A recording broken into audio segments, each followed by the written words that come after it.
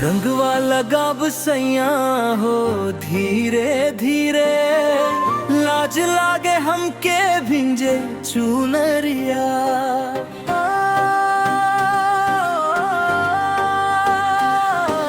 सखियन सब हंसी देते ताना, देख के तो हर नट खट नजरिया। अरे छोड़ न भाग फागुन आया, लाज न चली कोई बहाना। रंग में रंगा के लेब सैया, तोहरे बिना अधूरा हो री गाना।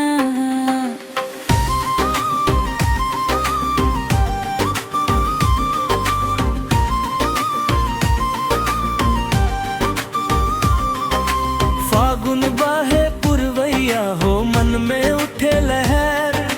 तुहरे संग होरी खेले, भूल जाऊं सगरी पहर। लाल गुलाबी रंग सैया, भिंज गल साड़ी सारी।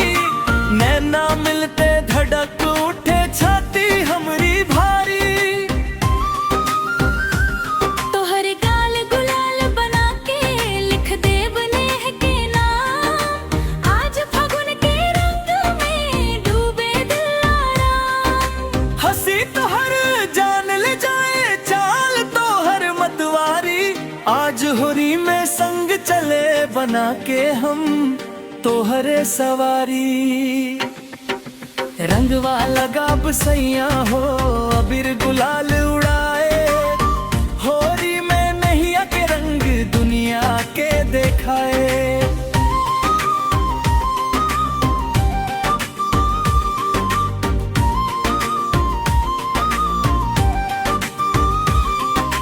पिचकारी तोहरे हाथे, डर लागे सैया हो।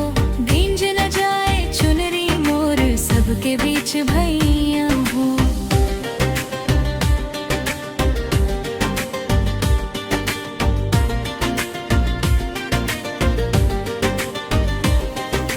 डर काहे करे तुझी जान, हम ता तोहरे अपन। गोविंद बिहारी सिंगर लगाए, नैया हो जाए सपन। तोहरे संग फागुन खेले, मन न माने हार। रंग में रंगा के कह देब, तोहसे ही साचो प्यार। ना जात पात ना ऊंच नीच, रंग सबके बराबर। होली में मिल जाए दिल, नैया बन जाए अमर। ढोलक बाजे मंजीरा बोले, नाचे नर नारी। तोहरे संग होरी खेले, लिख जाए प्रेम कहानी। आज फागुन बीते सैया, याद रही हर रंग। सालों बाद याद आई होरी अपन संग। रंगवा लगाब सैया हो, अबीर गुलाल उड़ाए। होरी में नैया के रंग दुनिया के देखाए।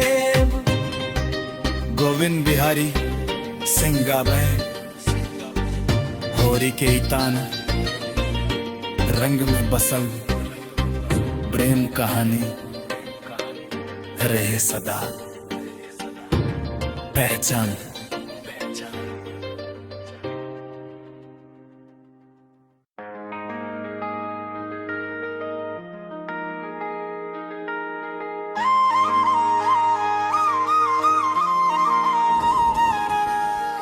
रंगवा लगाब सैया हो धीरे धीरे, लाज लागे हमके भिंजे चुनरिया।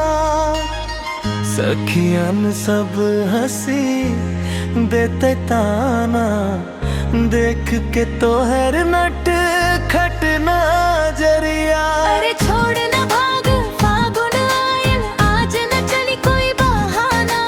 रंग में रंगा के लेब सैया, तोहरे बिना अधूरा हो री गाना।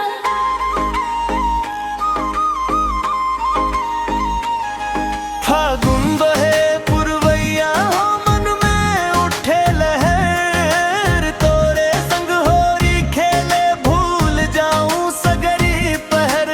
लाल गुलाबी रंग सैया, भिज गिल साड़ी सारी। नैना मिलते धड़क उठे, छाती हमरी भारी।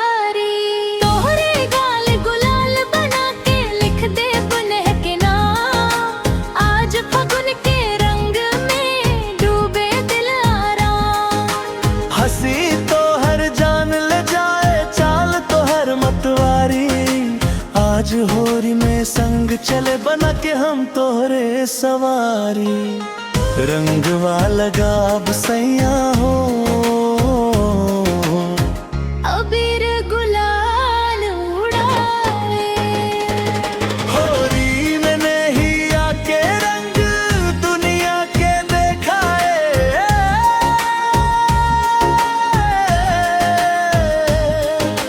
पिचकारी तोहरे हाथे डर लागे सैया हो भिंज न जाए चुनरी मोर सबके बीच भैया हो।